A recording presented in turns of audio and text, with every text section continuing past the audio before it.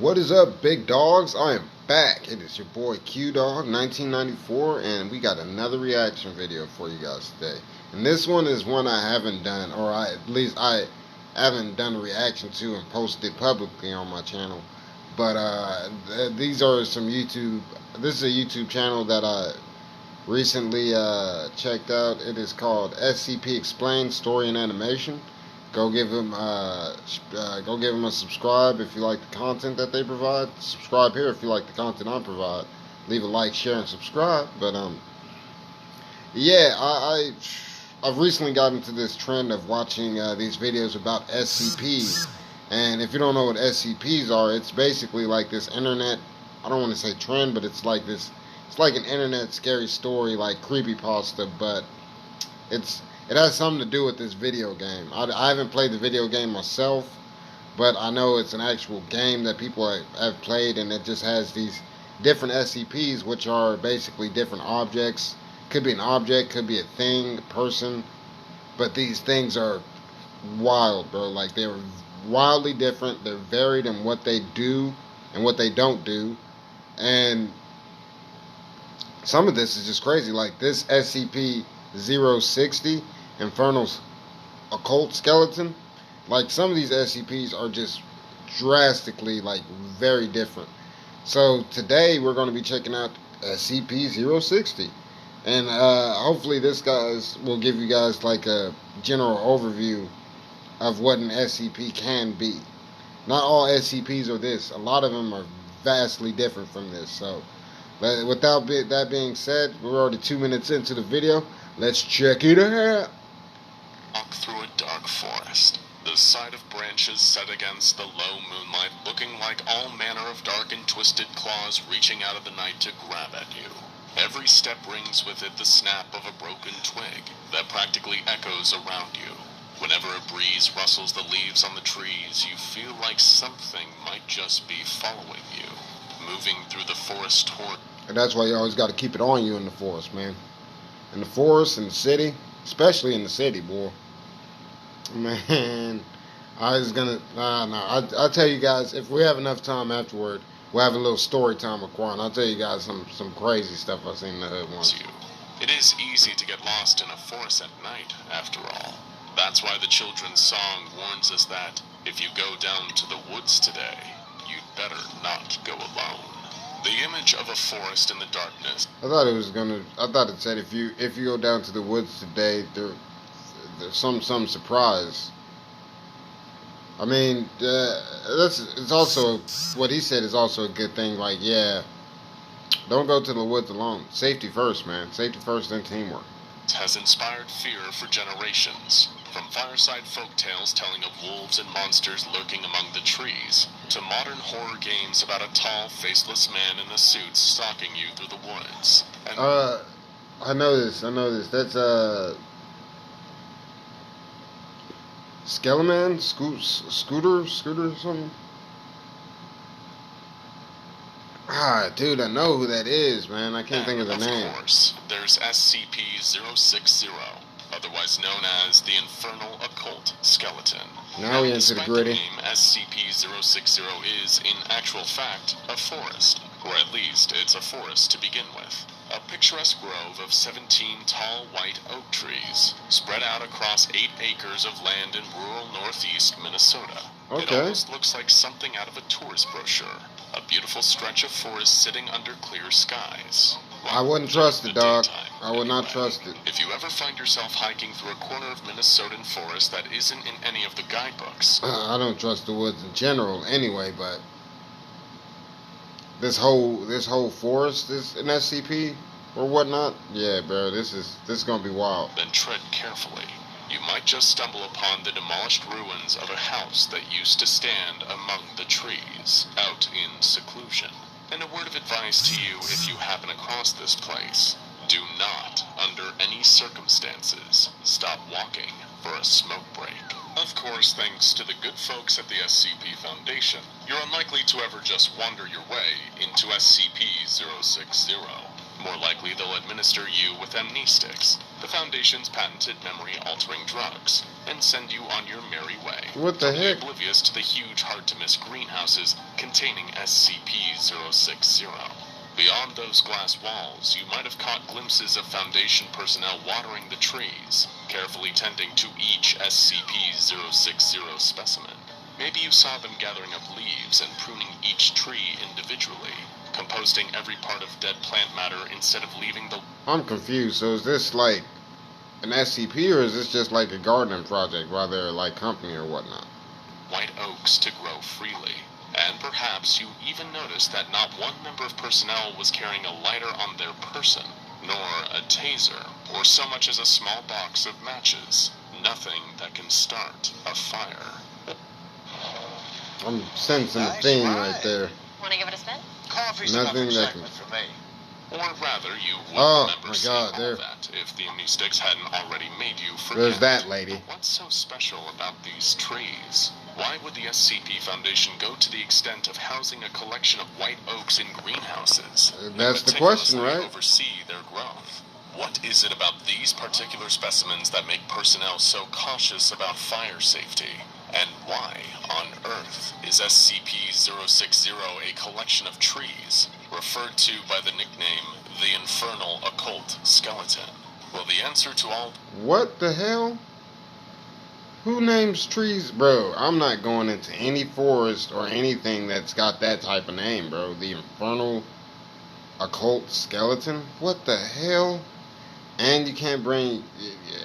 that's what I was noticing. You can't have a smoke break by the house. They don't allow you to bring anything that can start a fire. I'm assuming something with fire is definitely not good in this forest. Those questions becomes pretty apparent the moment any of the SCP-060 oak trees catch fire, and something comes hurtling out of the forest. That something is known as SCP-060 Alpha. Standing at just over 2 meters tall, the entity takes the form of an adult human skeleton. Much more than just a spooky, scary collection of bones, SCP-060 Alpha is fully animate, capable of moving of its own accord, without the aid of muscles or a nervous system. Oh, and it also happens to be on fire. Move aside, Ghost Rider. What the hell? SCP-060 Alpha is engulfed from skull to toe bones in bright white flames, burning at a temperature of approximately 1500 degrees Celsius, or almost 3000... Oh my God, bro, you do not want that mug running anywhere near you, bro. That mug just by passing by you, you might catch fire. ...degrees Fahrenheit. For reference, that's just shy of the melting point of iron, and hot enough to grant a human being a quick That's but ridiculous. agonizingly painful death. That's, Granted, yeah. after a few seconds of that heat, your nerve endings would be scalded, so maybe you wouldn't feel that much pain. But 1500 Celsius is enough to burn the moisture right out of your skin, melt your eyeballs, and generally fry you to a crisp in a matter of minutes, if not seconds. Good thing SCP-060 Alpha isn't known for being highly aggressive and hostile. Oh, wait, it is? Not good. Upon manifestation, the burning skeleton will attempt to do as much damage as possible, and usually to... Oh God, bro, nah, I can't, I wouldn't be dealing with whoever is that. closest. It can appear at any time, and after as little as 20 grams worth of one of the SCP-060 trees is burned. As if being actively hostile and burning hot enough to reshape metal wasn't bad enough, SCP-060 Alpha has also shown itself to be fiercely intelligent. The entity seems to retain knowledge whenever it manifests, and has gained a growing familiarity with the layout of the Foundation site that contains the SCP-060 Oaks. The Infernal Occult Skeleton's methods of attack tend to include throwing its entire body at flammable materials. However, it will avoid causing any damage to specimens of SCP-060. The skeletal entity can run at speeds up to 15 miles per hour. Now, that's Oh, almost... fuck. No. And it's fast. It's fast as fuck, bro. 50 miles an hour, bro. Unless you, Hussein Bolt, bro. No, bro. I'm not. Just stay away from this force, bro. I mean, I know it, I don't know. That... Some of these stories, man, just give you pause, man. the same speed as a gazelle. Just picturing anything traveling towards you at that speed is horrifying. Something that's the same speed as a... Imagine... Gazelle levels of speed That's a will good also comparison. Imagine a gazelle on fire chasing you down. you're not getting away, and oh my gosh, yeah, that's bad. Fire. It is this combination of speed and heat that means SCP-060 Alpha poses such a threat to anyone close whenever it appears. If left unchecked, the entity could easily cause colossal and widespread forest fires and property damage. Interestingly, any areas that SCP-060 Alpha does burn with its flames will start to yield saplings of the SCP-060 Oaks, around 6 weeks after the fire has stopped. The Foundation doesn't allow these saplings to grow to full size, and instead pulls them from the ground and disposes of them, composting the saplings to feed the other SCP-060 specimens. Luckily, the biggest strength of SCP-060 Alpha, its flames, also happens to be its greatest weakness. It is possible to fight the fires of the Infernal Occult skeleton by dousing it with water, or any other materials capable of dousing flames, whether it's sand or foam from a fire extinguisher. Of course, this is a lot hotter and harder to put out than any ordinary smaller-scale fire, but despite being a difficult task, it is not impossible. About 500 liters of water should do the trick, if you've got a big enough bucket nearby. After that, SCP-060 Alpha will be weakened, gradually collapsing and turning into dust. However, if another part of an SCP-060 tree is burned and the entity reappears, it is believed that this will be the same Infernal Occult skeleton, rather than a new version of the bone-burning being. So, we have a growth of oak trees that manifest a flaming skeleton if they are ever burned. Maybe that's not the weirdest thing you'd see in a Minnesotan forest. But wait, there's something else. Cast your mind back a few minutes and you'll remember that we mentioned some ruins. The remains of a demolished house that used to stand secluded among the SCP-060. Yeah, I was wondering about that. I was like, are we ever going to get back to the house, or does it have anything to do with this SCP or not?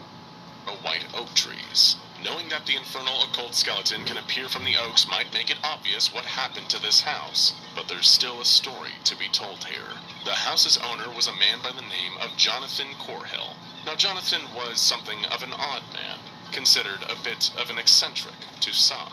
He preferred to spend his time in solitude, alone with his own thoughts for company, rather than mingling among the rest of the world. Even his own family noticed that Mr. Corhill was drifting away from them, becoming a more bitter, nihilistic person in his old age, and choosing isolation over human connection. Oh, man. Download the Domino's app today and become a piece of Sorry, the pie. guys, Remember to earn points about the towards ads. free I did not think there was going to be this many ads. Check this out. Hey, babe, check this out. Alexa? Alexa, is that Scarlett Johansson? Video. Closing blinds. Chilling rosé. Rosé? Well, it's an afternoon game.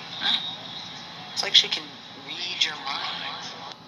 Now, sure, Sorry, guys. Normally I would skip straight past those, but sometimes there are people who just I had to see if they was going to show some alone. Scarlet Booty. That No, might be what drew Jonathan Corhill to a I'm messing, secluded guys. little house in the forests of Minnesota. I wouldn't be no one opposed to would it, though. bother him. For the most part, the rest of the Corhill family adjusted to their eccentric relative's behavior. Jonathan would have rarely accepted visitors to his house in the forest, but he still kept in contact with those who he'd been close with. Most notably, he'd regularly share phone calls with his brother, one Christopher Corhill. That is, until something seemed to change unexpectedly in the year 1996. On one of their calls, Jonathan outright told Christopher to never contact him again. Okay, this is getting weirder and weirder. I've heard of hermits and whatnot, but usually even hermits, I mean, there are some, I guess, that will talk to nobody, but usually they're pretty close with their family. Like, they'll at least send messages back and forth and whatnot. Yeah, this is kind of weird. Severing any ties with any remaining family members and friends in the outside world. Jonathan cut everyone off, living within his own bubble where he could immerse himself in his unusual interests. According to Christopher, his brother had seemed otherwise normal up until a certain phone conversation, but Jonathan had become obsessed with the occult. Specifically, he had embroiled himself in the history of the Victorian era, and certain supernatural practices that had been undertaken in that time period. Oh, shoot. I'm starting to see the picture here, man. Now, I hope it's not what I think it is. Like I said, I was just joking before, but I think this dude might actually be that fucking skeleton, bro. This Now, is whether wild. Christopher honored his brother's wish to sever ties is unknown. A mail carrier would visit Jonathan's home in the woods not long after their phone call. Maybe among the envelopes, this courier was delivering what could have been a letter from Christopher or other members of the Corhill family. begging their estranged relative to come back to the world. You see, even people who claim to prefer being on their own sometimes need human interaction, talking to people, and being in the presence of friends and... I mean, I'm finding it hard to say he's wrong. So, let's continue. Family are hugely important factors in maintaining a positive state of mental health. But what happens when someone rejects that entirely, and instead becomes lost in their obsessive study of the occult? Well, the mail carrier was the first to find out. Arriving at Jonathan Corhill's woodland house, the courier found the place looking almost skeletal, a shell of the building that had once stood in the forest. According to the locals, the carrier had been sent to deliver a notice to Mr. Corhill, explaining... Whoa. Damn, yeah, wild. That his house was being foreclosed, but it seems someone, or something, had beaten them to it. A fire had spread from the house's fireplace, quickly engulfing the entire structure, presumably with Jonathan still inside. It wasn't until later that very same year that Jonathan Corhill was officially reported as a missing person case with the local authorities. Any search that was undertaken in an attempt to find... Missing persons? I mean, his house... Well, I guess that doesn't necessarily mean he was inside the house. If they didn't find a body, I guess you could say, like, maybe he was kidnapped or something, and maybe it's, like, some type of, ransom deal or something. I don't know, but, yeah. I'd assume, yeah, that's wild. Find him, uncovered next to no evidence of his whereabouts. To this day, nobody knows for certain if Jonathan Corhill is dead or alive. His whereabouts. He that fucking skeleton that's running around, you burn a tree in that forest, boy, he gonna get you. I don't know if that says anything about his occult business or whatnot, but I don't know if it said what he did worked or whatnot, but that's wild. Unknown. This story is surface, fucking wild. It might be easy to make the assumption that the infernal occult skeleton reduced the reclusive old man to nothing more than a cinder. It definitely seems plausible that Jonathan, collecting firewood to keep himself warm in his isolation, accidentally chopped down part of an SCP-060 oak. Oh, I didn't even think about it, that they're two different people and it ended up coming through and just wrecking it. I mean... But you wouldn't have found, like, no burnt bones or nothing? He's either the skeleton or the skeleton came through and wrecked him so bad, like, it burnt everything that had to do with him away. Put it in his fireplace and called forth the vengeful flaming bones. But perhaps we shouldn't be so certain.